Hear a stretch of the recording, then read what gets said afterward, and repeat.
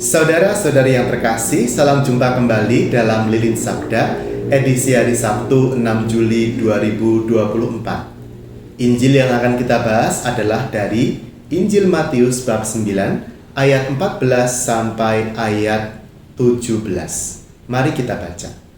Kemudian datanglah murid-murid Yohanes kepada Yesus dan berkata, "Mengapa kami dan orang Farisi berpuasa, tetapi murid-murid-mu tidak?"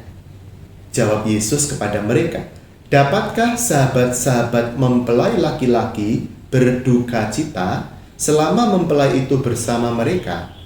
Tetapi waktunya akan datang, mempelai itu diambil dari mereka, dan pada waktu itulah mereka akan berpuasa."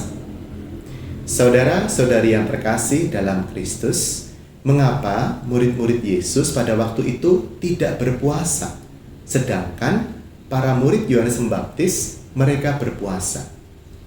Jawabannya sebenarnya sangat sederhana. Yohanes Pembaptis berfungsi sebagai perintis jalan bagi Sang Mesias.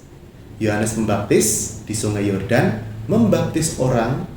Baptisannya adalah baptisan pertobatan, supaya orang pantas menyambut Mesias yang akan datang. Sementara Yesus sendiri adalah Sang Mesias itu yang dinanti-nantikan itu. Maka Yesus hadir sebagai mempelai laki-laki yang membawa sukacita. Maka menyambut seorang mempelai dalam pesta perkawinan tentu tidak relevan lagi berpuasa pada saat Yesus sudah hadir. Karena bukan berarti Yesus tidak menghargai puasa, bukan.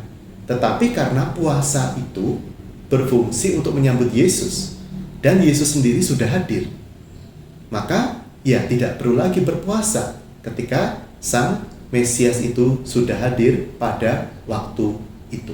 Itulah kenapa murid-murid Yesus tidak berpuasa. Tetapi Yesus mengatakan bahwa waktunya akan datang, mempelai itu diambil dari mereka, dan pada waktu itulah mereka akan berpuasa.